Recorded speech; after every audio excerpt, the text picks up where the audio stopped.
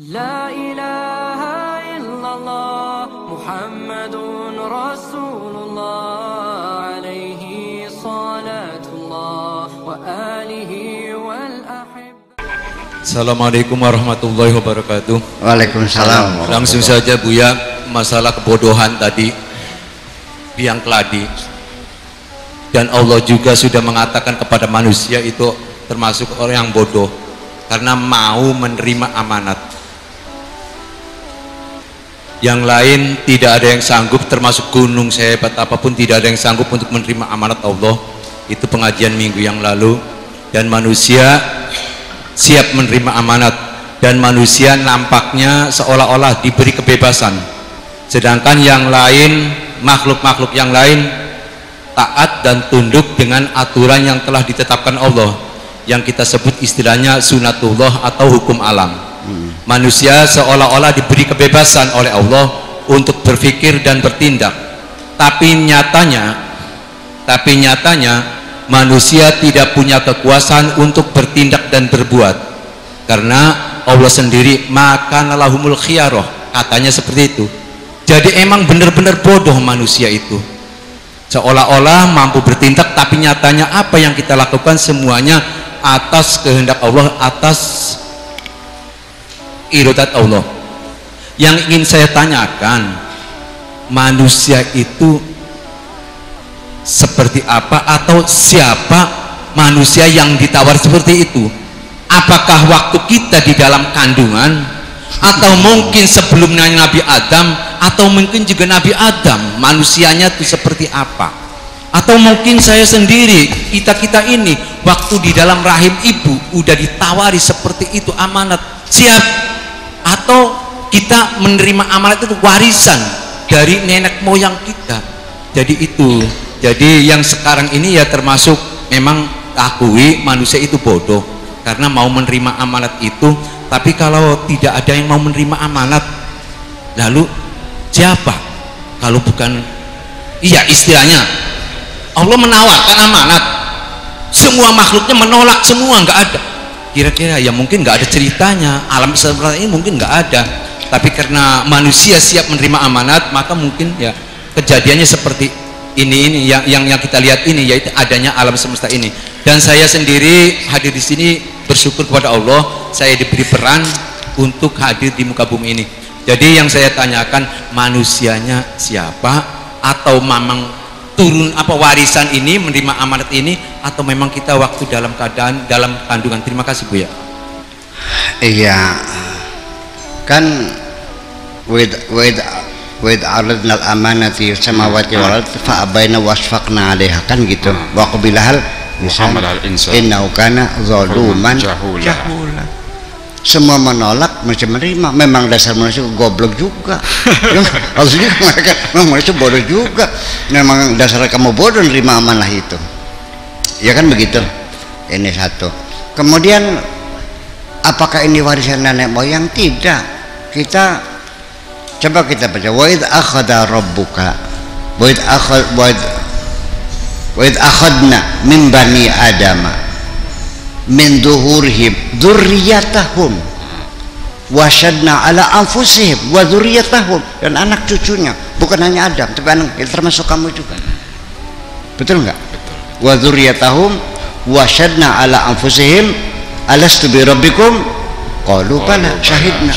Berarti anak cucunya juga ditanya, ya kamu juga bertanya, cuman kan kamu nggak ingat. Gitu.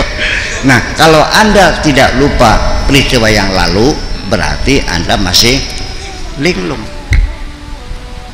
Nah, kalau Anda ingat, ya Anda jadi wali.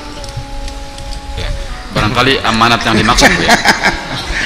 Barangkali amanatnya penting untuk dijelaskan. Yang dimaksud amanat itu seperti apa? Ya tadi amanah kan disertakan jelas, amanah dakwah, amanah untuk menyampaikan itu, untuk berperilaku sesuai dengan ajaran, itu kan menciptakan keadilan, dan itu kan amanah-amanah semacam itu.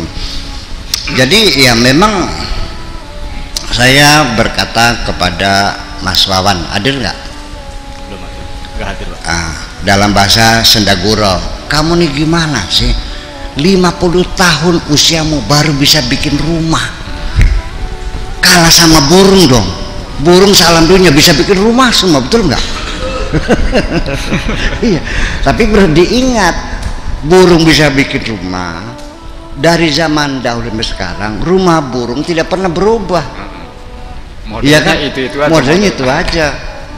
Burung manyar ya rumahnya ya seperti itu, burung manyar.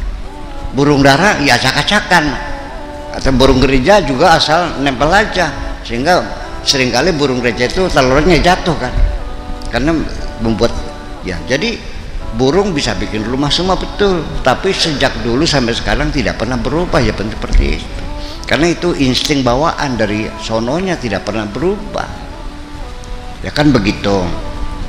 Jadi tetap saja bahwa manusia posisinya sebagai makhluk Allah yang paling mulia, walaqad karramna bani Adam, dan semua ditundukkan ini kepada manusia, suruh bersujud semua kepada bani Adam.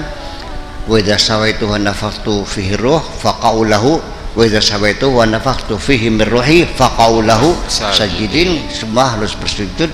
Artinya malaikat itu bekerja siang malam membantu kita memutarkan darah, mendegupkan jantung, mengembangkan paru-paru, ya kan, dan semuanya bekerja.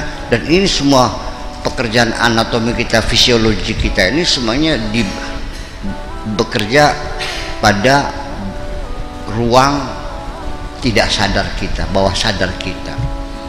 Yang sadar itu adalah yang kita lihat, yang kita dapat. Saya lihat pulpen, ambil, saya nulis, itu yang sadar. Tetapi kerja fisiologi saya 24 jam, pergantian sel-sel yang rusak, tidak dengan otak sadar saya. Itu ya.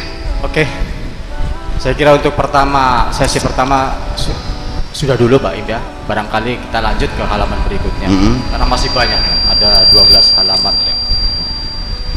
Mungkin dari Bang Im, mungkin dari halaman 2 Bang Im punya catatan barangkali untuk disampaikan ke Buya, apa maksud daripada yang tertulis di halaman 2 dan selanjutnya. Kalau saya sendiri ingin mensoroti yaitu pada halaman 5 sebenarnya, yaitu ada kata-kata ketika suatu saat terjadi kesalahpahaman antara kita, itu adalah wajar.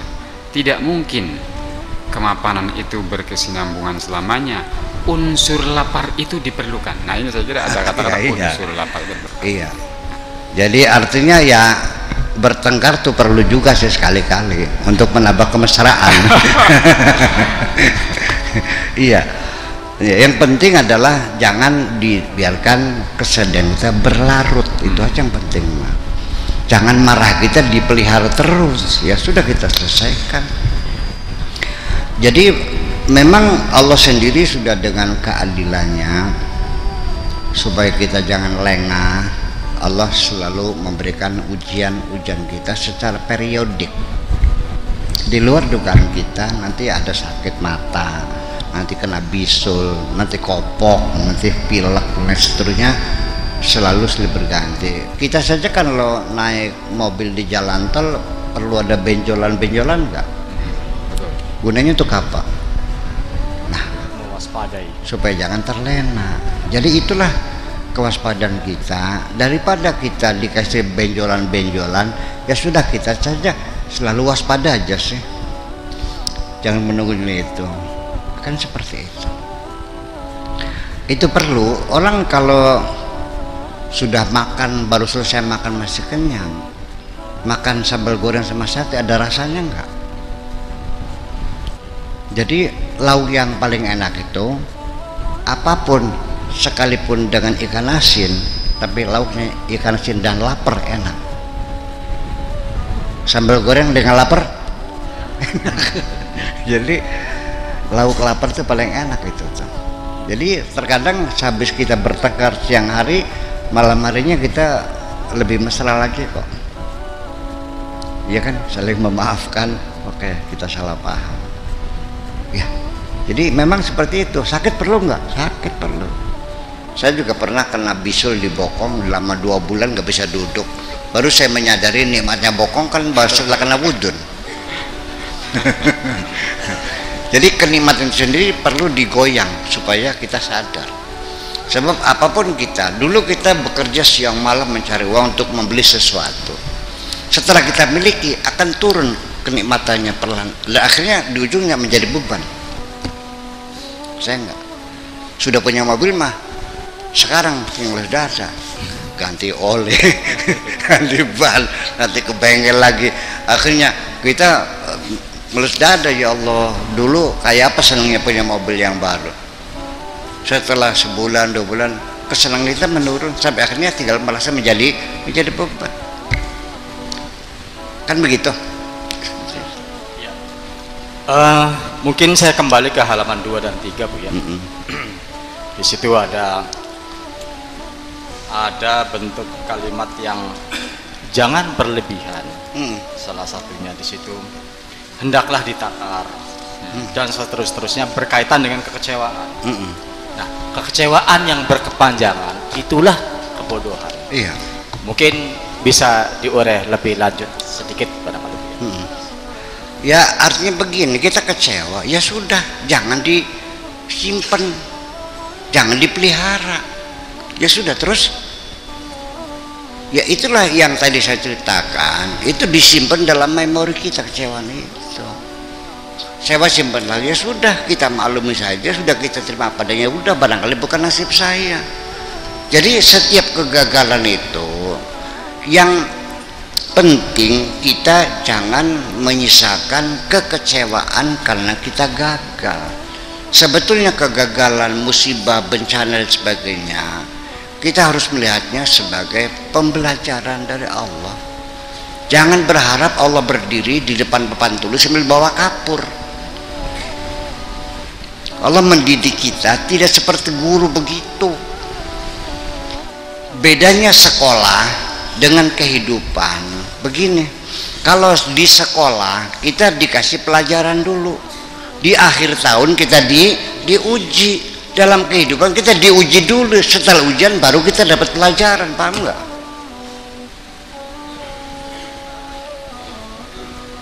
Jadi ujian itu pelajaran, jangan disesali. Ya udah, ke depan jangan sampai 2 kali kita terjerumus di lubang yang sama.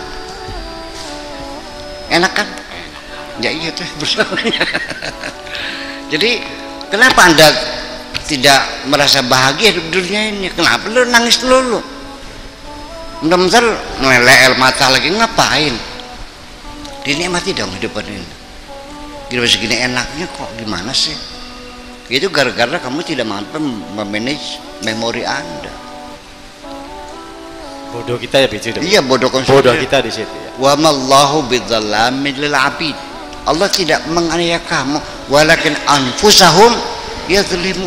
Kamu yang menganiaya sendiri. Allah nyuruh maafkanlah, kamu simpen dendamnya. Ya salah siapa? Kan fa'fu anhum wastaghfir, selesai. Udah buang, jangan kau simpen dalam memori itu. Disimpan dendamnya, ya membengkak lama-lama emosinya. Gimana lagi? Yang susah apa? Yang stres apa? Lama-lama kamu kan nyengir sendiri kan? Walakin anfusahum ya disuruh nggak nurut. Begitu saya udah maafkan, enak aja, sakit hati saya, nggak bisa. Ya sudah, silakan, nggak mau, silakan pelihara dendammu itu. Yang susah juga kamu, yang untung siapa? Bukan yang diberi maaf, kamu yang untung. Kamu terbebas dari beban dendam ini. Sebeli paham baik. Nggak paham kan kamu tuh? Ya iya. Saya bawa sama saya bimbing Anda supaya hidup bahagia, nggak mau, ya udah. Goodbye.